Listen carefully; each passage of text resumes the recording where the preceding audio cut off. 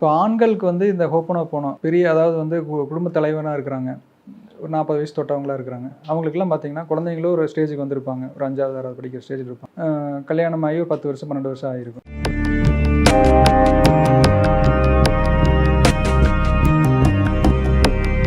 இந்த காலகட்டத்தில் இருக்கிறவங்களுடைய மனநிலை பார்த்தீங்கன்னா, திடீர்னு வந்து சட்டுன்னு எரிஞ்சு விழுவுறது, நிறைய கரெக்ஷன் சொல்லிகிட்டே இருக்கிறது. வீட்டில் இதை பண்ணாத, அதை பண்ணாத, மனைவிக்கு சரி, குழந்தைகளுக்கு சரி, வேலை செய்கிற இடத்துலையும் கரைஞ்சி விழுவுறது.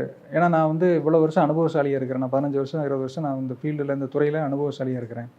அதனால் வந்து எனக்கு நிறைய தெரியும், நான் சொல்கிறது நீங்களாம் கேளுங்க அப்படிங்கிற மாதிரியான ஒரு அதிகார தோரணை, ஒரு ஆளுமை செலுத்தலாம் அப்படிங்கிற ஒரு எண்ணம் வரும்.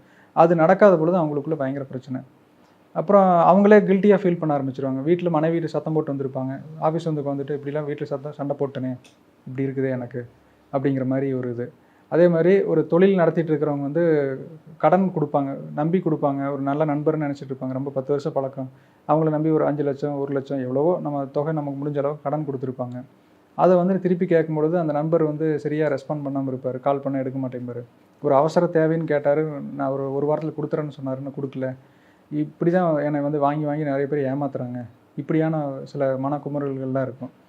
அதே மாதிரி ஒரு தொழில் தொடங்கலான்னு பார்க்குறேன், எல்லாருமே வந்து தொடங்க விட மாட்டேங்கிறாங்க. வீட்டில் மனைவி முதல் கொண்டு அம்மா இதுலேருந்து எல்லாருமே வந்து எனக்கு எதிர்மறையாகவே பேசிகிட்டு இருக்கிறாங்க. என்னால் வந்து நான் செய்கிற வேலையும் என்னால் பிடிக்கல. நான் புதுசாக ஒரு தொழில் தொடங்கலாம், எனக்கு அந்த தொழில் மேலே ஆர்வம் இருக்குது அப்படின்னாலும் அதை செய்ய முடியல அப்படிங்கிற மாதிரியான சில விஷயங்கள்லாம் இருக்குது. எல்லாத்துலேயுமே பார்த்திங்கன்னா, நீங்கள் உங்களுக்குள்ளே வச்சுருக்கிற என்ன மாதிரியான உணர்வுகள் வச்சுருக்கிறீங்க. இப்போது நான் செய்கிறது தான் கரெக்டு, மீதி இருக்கிறவங்க எல்லாருமே தப்பு, யாருமே சரியாக செய்கிறதில்ல, யாருக்குமே பொறுப்பு இல்லை அப்படின்னு நீங்கள் உங்கள் சுற்றி இருக்கிற மக்கள் மேலே ஒரு கருத்து ஒன்று உருவாக்கிட்டீங்க. அதுவே ரிஃப்ளெக்ட் பண்ணுற மாதிரி நீங்கள் பார்க்குறீங்க. அப்போ நான் முதல்ல சொன்ன மாதிரி நமக்குள்ளே ஒரு ரேடியேஷன் கொடுக்குறோம். செல்ஃபோன் நம்ம மைண்டில் இருக்கிற மாதிரி வச்சுங்க. அது நீங்கள் டயல் பண்ணி விட்றீங்க. டயல் பண்ண உடனே சிக்னல் அப்படியே எமிட் ஆகுது.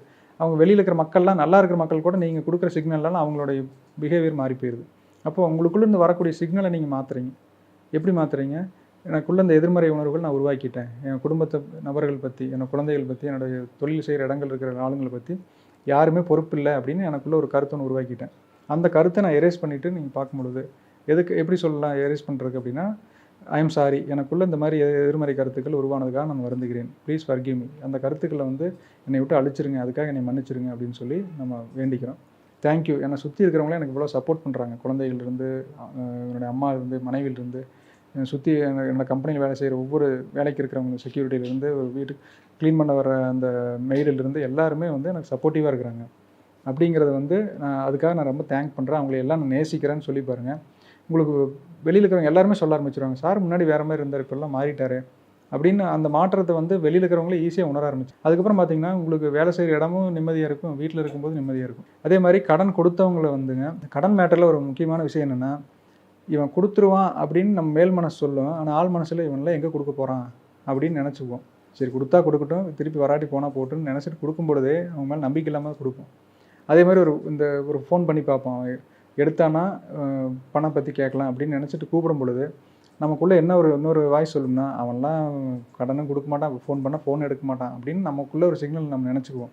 அப்போ நம்ம ஆல்ரெடி நம்ம அந்த ஃபோனில் டயல் பண்ணி சிக்னல் போகிறதுக்கு முன்னாடி நம்ம மைண்ட்லேருந்து சிக்னல் வெளியில் விட்டுறோம். அவன் கொடுக்க மாட்டான் அப்படிங்கிற சிக்னல் கொடுத்துறான்.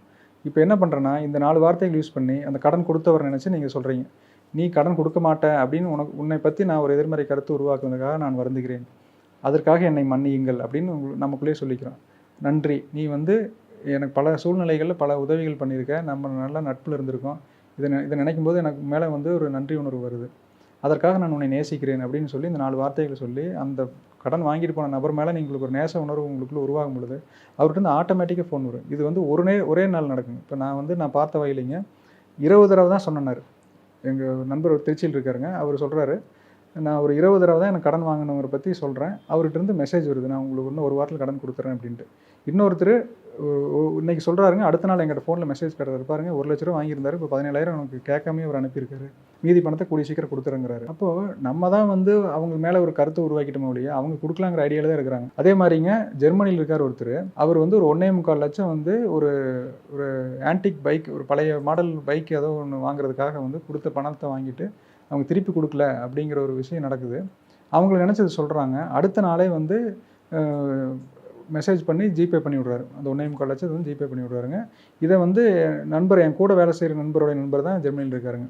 அவர் ஃபோன் பண்ணி, ரொம்ப நன்றிங்க, இந்த மாதிரி ஒரு சம்பவம் நடந்துருச்சு, இப்படி பணம் வந்து கொடுக்க வேண்டியவங்க நினச்சி அவர் ரொம்ப டென்ஷனாக இருந்தார், கொடுக்காம விட்டாங்கன்ட்டு. இந்த 4 வார்த்தைகள் சொல்லுங்கன்னு நான் சொல்லியிருந்தேன். அப்புறம் சொன்னாருங்க, அவருக்கு டக்குன்னு பணம் வந்துருச்சு, அடுத்த நாளே வந்துருச்சு அப்படின்னு சொல்லும்பொழுது, இதெல்லாம் கேட்க கேட்க இப்போலாம் வந்து நான் என்னென்னா, முன்னாடிலாம் வந்து நிறைய புலம்பல்கள் கேட்டுட்டு இருந்த காலம்லாம் உண்டுங்க. இந்த ஹோப்பனோபோனோ தெரியறதுக்கு முன்னாடி ஒருத்தவங்க ப்ராப்ளம் சால்வ் பண்ண போனால் குடும்ப பிரச்சனை, மனைவி மேலே எனக்கு கோபம் வருது, இப்படிலாம் ஆண்கள்கிட்டருந்து பல புலம்பலான விஷயங்கள் கேட்பேன். அப்புறமா சொல்யூஷன் சொல்கிறேன், நானும் சில விஷயங்கள் சொல்லுவேன். இப்போலாம் வந்து இந்த நெகட்டிவ் கேட்குறதே இல்லை. ஏன்னா வந்து ஏதோ பிரச்சனையா, இதை நீங்கள் சொல்லுங்கள், ப்ராப்ளம் சால்வ் ஆயிரும். ஒரு நாள் 2 நாள் சொல்கிறாங்க, அடுத்த நாள் வந்து அவங்க நடந்த ஆச்சரியங்களை சொல்கிறாங்க. என் வாழ்க்கையில் இப்படி ஆயிடுச்சுங்க, திடீர்னு இப்படி ஒருத்தவங்க பேசாமல் இருந்த நண்பர் ஒருத்தர், இன்னொரு நண்பர் நாங்கள் தங்கியிருக்கிற இடத்துலையே இருக்கார். அவரோட நண்பர் வந்து 3 வருஷம் பேசாமல் இருந்திருக்காரு. அவங்களுக்கு இவங்களுக்கு ஒரு பல கோடி கணக்கில் பிஸ்னஸ் டீலிங் இதனால் வந்து சரியாக மூவ் பண்ண முடியாமல் இருந்தது. அவர் நண்பர் என்ன சொல்கிறாரு, அடுத்த நாளே அவர் கால் பண்ணுறாரு, நீ வா கோயம்புத்தூர் வரும்போது சொல்லு, நம்ம நடுவர் சந்திக்கலாம் அப்படின்ட்டு. அப்போது நம்ம வந்து நம்ம சுற்றி இருக்கிற மக்கள் மேலே இருக்கிற அந்த உணர்வுகள் மாற்றும் பொழுதுங்க, அவங்கெல்லாம் நல்லவங்களாக தான் இருக்கிறாங்க. நம்ம தான் வந்து நம்மளோட எண்ணத்தினால எதிர்மறையாக நம்ம உருவாக்கிட்டோம். நம்மளுடைய எதிர்மறை எண்ணங்களை நீக்கிட்டு பார்க்கும்பொழுது நம்மளை சுற்றி இருக்கிற உலகம் வந்து அவ்வளோ அழகாக தெரியுதுங்க. எல்லோரும் நல்லா சப்போர்ட்டிவாக இருக்கிறாங்க. ஆண்கள் கண்டிப்பாக அதை ஃபாலோ பண்ணுங்க.